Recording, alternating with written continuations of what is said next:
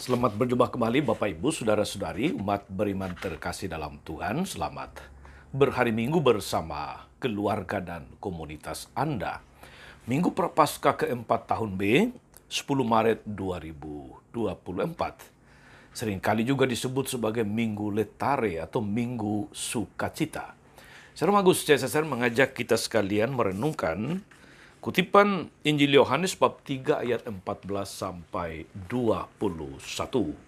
Kita mendengarkan sabda Tuhan terlebih dahulu. Dalam nama Bapa dan Putra dan Roh Kudus. Amin.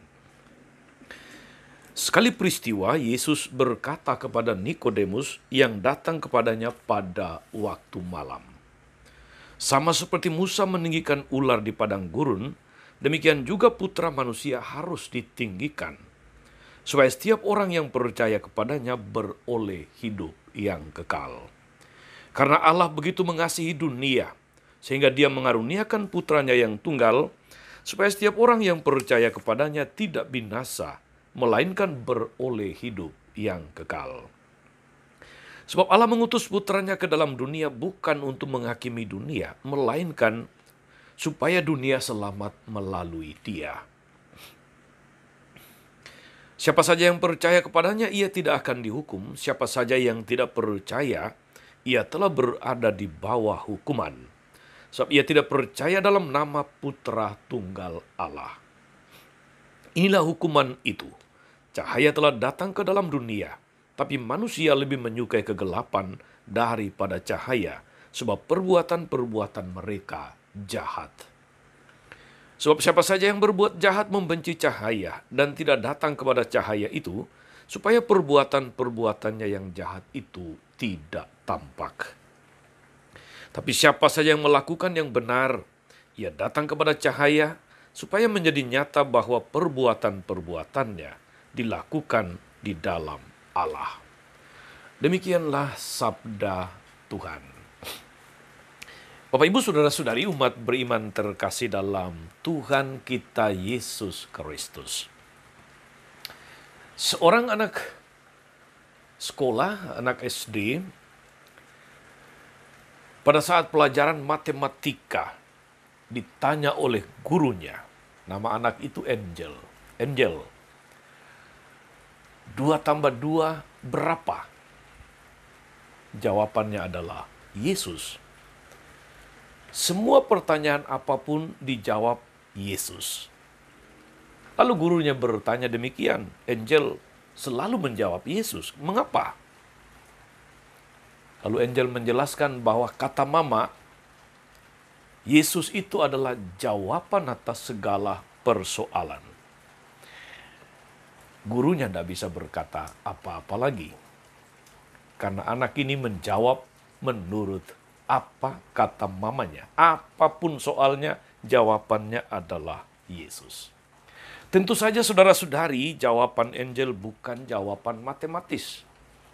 Kalau boleh saya katakan, jawaban Angel adalah sebuah jawaban dari matematika iman. Dalam perhitungan matematis, memberi atau berbagi itu otomatis kita kekurangan sesuatu karena kita bagi, karena kita beri. Ada yang berkurang dari apa yang kita miliki. Tetapi di dalam matematika iman, dengan memberi justru Anda tidak kekurangan.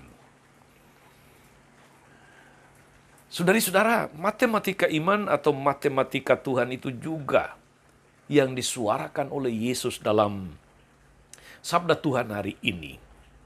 Secara matematis, orang yang tidak setia, umat yang tidak setia, seharusnya dihukum. Sejarah Israel, sejarah umat manusia ditandai oleh jatuh bangun dalam dosa. Tetapi matematika iman mengatakan, meskipun manusia tidak setia, Tuhan tetap setia. Karena Dia tidak bisa menyangkal dirinya. Tuhan adalah setia. Di hadapan manusia yang berkubang dengan dosa, Allah penuh kerahiman, Allah penuh kasih karunia.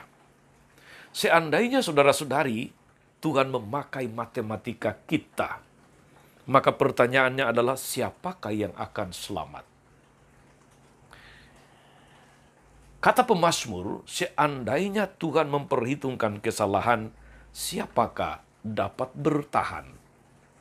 Saudara-saudara, umat beriman yang diberkati oleh Tuhan kita, Yesus Kristus. Tuhan tetap mengirimkan para utusan, mengajak kembali bertobat umat yang tidak setia. Para utusan ditolak, tapi Tuhan tidak pernah kehabisan akal. Tuhan mengirimkan putranya sendiri, sebagaimana kita dengarkan di dalam kutipan Injil hari ini, percakapan Yesus dengan Nikodemus. Karena begitu besar kasih Allah akan dunia ini, sehingga ia telah mengaruniakan anaknya sendiri. Anak tunggalnya, supaya setiap orang yang percaya beroleh hidup yang kekal. Yesus adalah jawaban atas segala persoalan. Persoalan terbesar manusia, saudara-saudari, itu adalah ketidakmampuan manusia untuk menyelamatkan diri sendiri. Karena itu manusia butuh juru selamat. Yesus diutus oleh Bapa menjadi juru selamat. Maka masuk akal sekali lagi apa yang dikatakan oleh Angelo tadi, bahwa Yesus adalah jawaban atas segala persoalan. Persoalan terbesar manusia adalah ketidakmampuan menyelamatkan diri sendiri. Tetapi saudara-saudari, mengapa begitu banyak orang kurang mensyukuri rahmat keselamatan yang dibawa oleh Yesus? Mengapa banyak orang yang tetap mencintai kegelapan, perbuatan-perbuatan gelap? Mengapa banyak orang yang sudah percaya kepada Tuhan, tapi juga seringkali hidup di dalam ketidakpercayaan? Begitu banyak orang telah menjadi Katolik, tapi berapa yang benar-benar hidupnya itu sungguh Kristiani? Banyak yang Katolik KTP hanya sebagai, katakanlah itu, beragama itu administratif saja. Di KTP ada agamanya. Atau kadang-kadang orang mengatakan KTP itu Katolik tidak pasti. Karena memang hidupnya tidak pasti sebagai orang Katolik. Kita lihat saudara-saudari situasi-situasi yang terjadi di sekitar kita di Indonesia ini, di tempat Anda berada. Korupsi itu berjamaah. Memeras, pungutan liar dengan macam-macam cara itu seakan dianggap biasa. Tidak toleran terhadap orang lain, lebih-lebih kalau itu berbeda keyakinan. Itu juga nyata ada pada kita. Kejahatan sistematis, struktural, itu menjadi pemandangan yang biasa. Berapa banyak orang tidak setia kepada Yesus? Berapa banyak orang kemudian menyangkal imannya? Berapa banyak yang hidupnya tidak konsekuen sebagaimana Yesus kehendaki? Sungguhkah Yesus adalah jawaban dalam hidup? Berapa banyak yang hidupnya berlimpah berkat, tetapi tidak tergerak untuk menjadi berkat bagi sesama?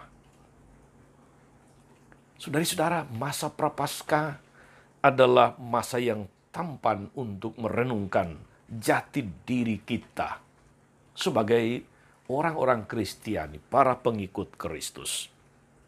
Masa Prapaskah adalah masa untuk kembali kepada fitrah kita, yaitu menjadi citra Allah. Kembali kepada citra atau kepada fitrah hanya bisa ditempuh dengan satu-satunya jalan, yaitu jalan tobat, jalan pembaharuan diri terus-menerus. Ungkapannya bisa macam-macam. Hidup benar, hidup baik, hidup menjadi berkat bagi orang-orang di sekitar, hidup jujur dan adil, hidup penuh dengan semangat ibadah, bahkan di tempat kerja, bersedekah, berbagi, berbela rasa dengan banyak orang, lebih-lebih yang miskin, lemah, tersingkir, terlantar, dan sebagainya.